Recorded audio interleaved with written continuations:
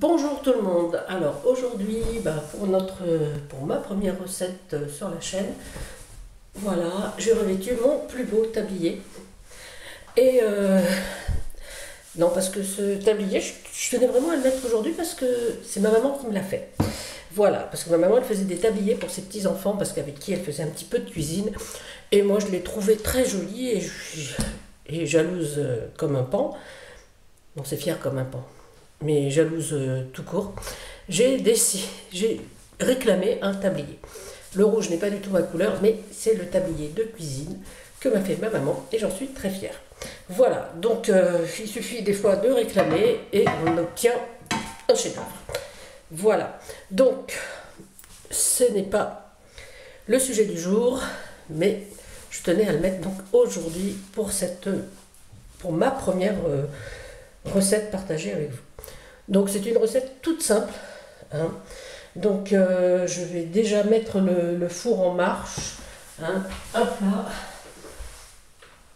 Hop là. Parce que le reste ça va être vite fait. Donc là on est dans ma cuisine. Tadam. Et puis on va faire exactement ça. Alors c'est une recette moka comme vous l'avez vu dans le titre. Donc avec du café, on sait tous que le café est arrivé chez nous en Europe au XVIIe siècle, aux alentours de 1600. Et il y a plein d'histoires hein, de café. Et donc si on boit du café actuellement, on peut dire un grand merci au pape Clément VIII, à qui on avait demandé d'interdire le café parce que c'était un truc pour les infidèles. Et puis le pape Clément a dit tiens, faites-moi goûter quand même cette petite chose. Et donc il a goûté cette boisson, il a trouvé très très bonne et du coup il a dit on va pas la laisser uniquement aux infidèles, donc on va la partager. Et donc ça serait vraiment dommage de la laisser aux autres quoi. Donc tout le monde peut boire du café depuis le XVIIe siècle grâce quand même au pape Clément VIII. Voilà, ça c'était une petite aparté.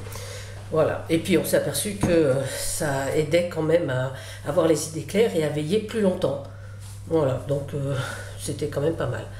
Voilà. Après, il s'ensuit des petites, les cafés parisiens, donc après c'est 1672, le café de France c'était un petit peu avant je crois, et puis en Belgique le premier café, le premier café qui arrive en Belgique, il arrive aux alentours de 1675.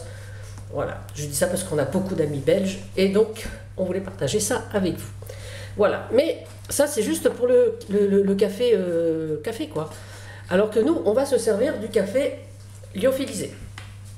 Alors, le café lyophilisé, pareil.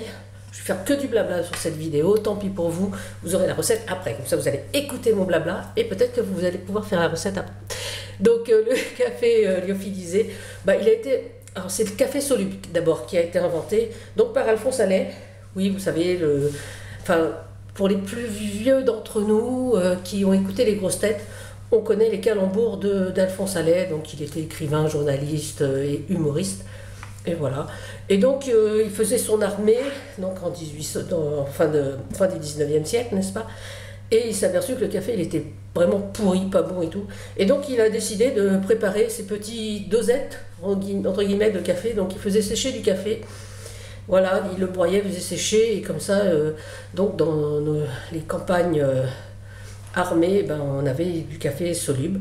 Mais après, le véritable café instantané a été créé un peu plus tard par David Strong, voilà, en Nouvelle-Zélande. Ça paraît un peu plus logique. Et lui, par contre, il séchait le café avec un air sec. Voilà. Alors, on va pouvoir commencer la recette. Voilà. Donc, pour ma recette, il me faut... On va mettre sur les mains. Ça sera beaucoup mieux. Il faut 4 œufs. Là, j'ai mélangé, donc il faut 4 cuillères à 3 cuillères à soupe de sucre et là j'ai une petite cuillère à café, le noir que vous voyez, d'extrait de vanille. Moi c'est de la poudre de vanille, mais c'est parfait. une cuillère à soupe de cacao non sucré. Donc cacao non sucré, hein, moi voilà, du Fountain pour ne pas le nommer. Et donc du café lyophilisé, une cuillère à café également. Voilà, tadam. Ok. Et un demi-litre de lait. Alors le café lyophilisé, il est plus récent, hein, il date de la Seconde Guerre mondiale avec la façon de faire, de lyophiliser. Voilà. Ensuite, donc, on va déjà casser nos œufs. Et puis on va les battre. Voilà, si j'arrive à les casser.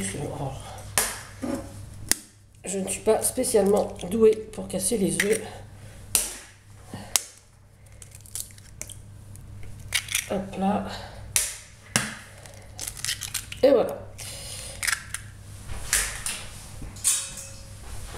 Voilà. Donc on va battre nos œufs. Hop, dans ce sens-là, ça sera mieux. C'est une recette bruyante. Voilà. On va battre d'abord nos œufs et on va y mettre donc notre sucre. Moi j'ai pris du sucre de canne avec un petit peu de sucre blanc et donc mon extrait de vanille. Voilà, on va mélanger tout ça.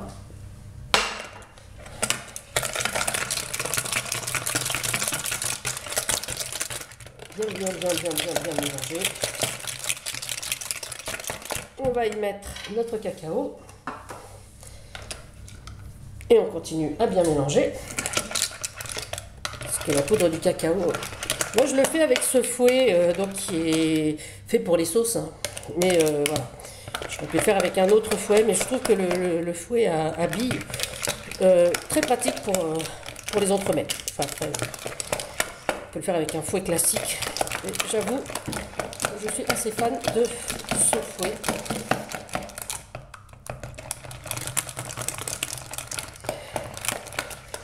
Voilà, on va y verser notre cuillère à café de café lyophilisé.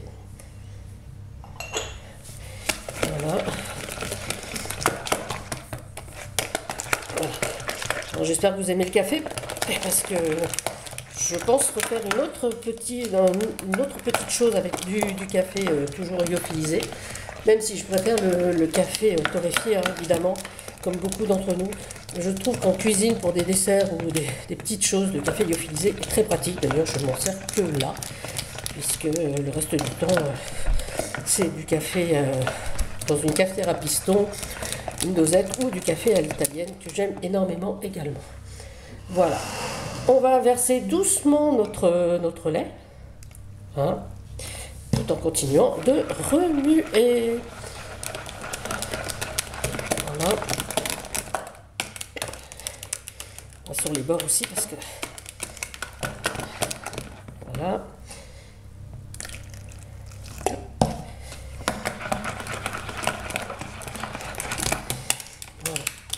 Alors ça se mange tiède ou froid. Moi j'aime bien, c'est froid, hein, avec des petits biscuits, on va dire. On peut accompagner ça avec soit des tuiles aux amandes que vous aurez préparées dans votre coin, ou des cigarettes russes, et même pourquoi pas des spéculoos.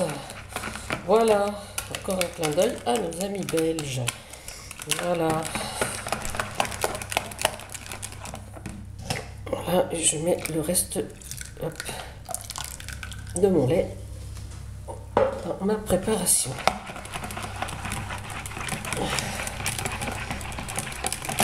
Voilà, et une fois que tout ça est bien battu, bien mélangé, hop là, j'ai préparé mon bain-marie, que voici, que voilà.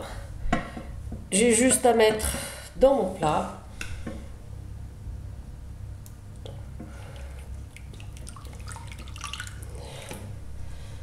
Voilà. À mettre ça au four, juste 45 minutes. Entre 35, ouais, moi je mets 45 minutes parce que j'aime bien quand c'est un petit peu sympa. Donc le four 180, 190, 45 minutes et ce sera tout. Voilà, c'est fait, je vais mettre au four Vous ne verrez pas le résultat, mais je pense que si vous essayez, ben, ça sera parfait. Allez les amis, à bientôt et surtout, régalez-vous. C'était Tadoun.